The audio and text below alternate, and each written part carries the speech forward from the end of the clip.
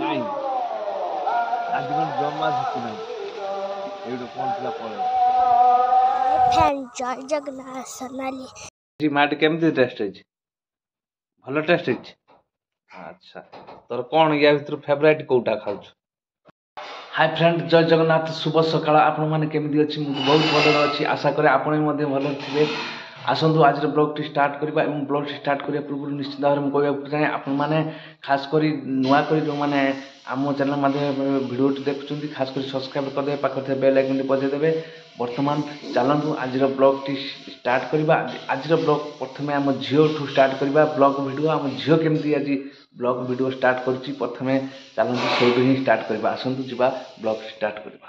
High friend ଜୟ ଜଗନ୍ନାଥ ସୋନାଲି ଆପଣଙ୍କୁ ଶାଗ ଦେଖନ୍ତୁ ଆମର ଗେଣ୍ଡୁ ଗଛ ଉଠିଛି। ଦେଖନ୍ତୁ ସବୁ ଗେଣ୍ଡୁ ଗଛ ଉଠିଛି, ସବୁ ଗେଣ୍ଡୁ ଗଛ ଉଠିଛି ହେଲା। ମୁଁ ତମକୁ ସେଇଦିନ ଦେଖେଇଥିଲି କେତେ ଗେଣ୍ଡୁ ଗଛ ଉଠିଥିଲା, ଆଜି ବି ଦେଖାଉଛି ଦେଖ ତୁ ସବୁ ବଢ଼ି ହେଇଛି। ହେଲେ ଆଉ ଅଳ୍ପ ଅଳ୍ପ ଟିକେ ଟିକେ ରହିଲା, ଆଉ ସେସବୁ ଆଉ ଅଳ୍ପ ସମୟ ଲାଗିଲା ସେ ବଢ଼ିଯିବ। ଆମର ଦେଖନ୍ତୁ ତୁଳସୀ ଗଛ ଆଉ ଚଉରା ପୁରା ଲଟା ଭଳିଆ ଘେରି ପଡ଼ିଛି, ଦେଖା ହଉନି। ଦେଖନ୍ତୁ ତୁଳସୀ ଗଛ ଗୋଟେ ତା ପାଖରେ ପଡ଼ିଛି, ଦେଖୁଛନ୍ତି? ସେଇଠୁ ଦାଉଟେ ବି ଦିଟା ଫୁଟିଛି।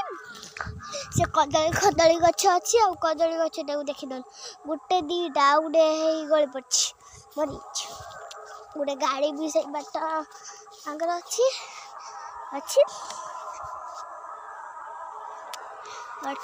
ସେଇଠୁ ଲାଇକ୍ କରିଦେବେ, ସବସ୍କ୍ରାଇବ୍ କରିଦେବେ, କମେଣ୍ଟ କରିଦେବେ। ଯାଉଛି ଫେର ଦେଖା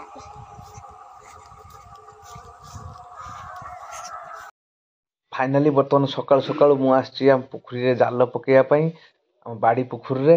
ଯେହେତୁ ଆଜି ଭଲ ବାର ଅଛି ତେଣୁକରି ଶୀତୁଆ ମଧ୍ୟ ସକାଳ, ତେଣୁକରି ମାଛ ମଧ୍ୟ ପାଖକୁ ଆସୁନାହାନ୍ତି। ତଥାପି ଯେଉଁଠି ଆମର ଏଠି ଯେକୌଣସି ଖାଦ୍ୟ ପକେଇକି ହିଁ ଜାଲ ଖେପେ ପକେଇଦେଲେ ହିଁ ଯାହା ପଡ଼ିବା କଥା ହିଁ ପଡ଼ିଯାଆନ୍ତି। କିନ୍ତୁ ମୁଁ ଆଜି ଖାଦ୍ୟ ମଧ୍ୟ ପଡ଼ିସାରିଛି।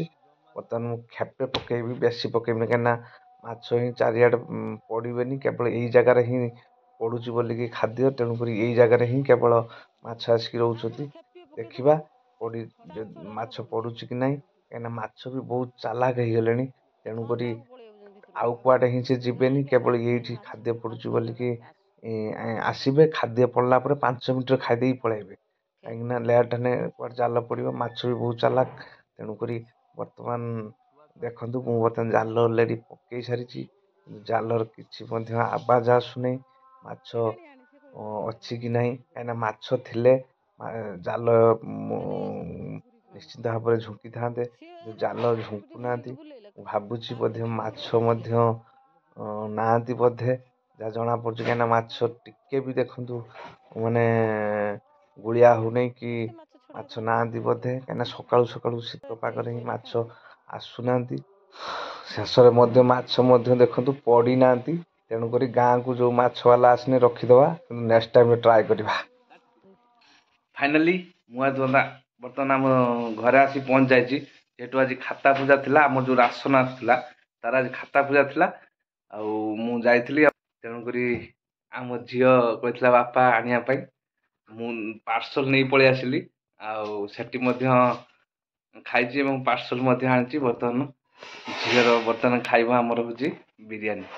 ପୁରା ରେଡ଼ି, କାହିଁକିନା ତା ଖାଇବା ଟାଇମ୍ଟା ହେଇଗଲାଣି ତ, ସେ ଟ୍ୟୁସନ୍ରୁ ଆସିସାରିଛି, ଆସିକି ବର୍ତ୍ତମାନ ଖାଇବା ଟାଇମ୍ ହେଇଗଲାଣି। ସେ ବର୍ତ୍ତମାନ ରେଡ଼ି ହେଇ ବସିଛି, ଆଉ ପାର୍ସଲ ବର୍ତ୍ତମାନ ଖୋଲା ଯିବ।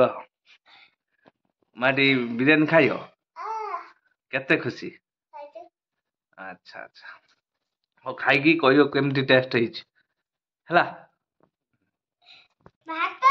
ଫାଇନାଲି ବର୍ତ୍ତମାନ ଆମର ଝିଅ ଖାଇବା ପାଇଁ ଯେଉଁ ପାର୍ସଲ ଆସିଥିଲା ବର୍ତ୍ତମାନ ଓପନ୍ ହେଇଗଲା।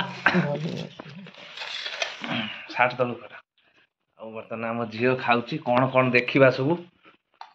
ଇଏ ହେଲା ହେଉଛି ଆମର ସାଲୁଟ, କାକୁଡ଼ି ଏବଂ ଗାଜର ଏବଂ କଞ୍ଚା ଲଙ୍କା ଏବଂ ଦହି ଏମିତି ସବୁ ପଡ଼ିକି ସାଲୁଟ ହେଇଛି।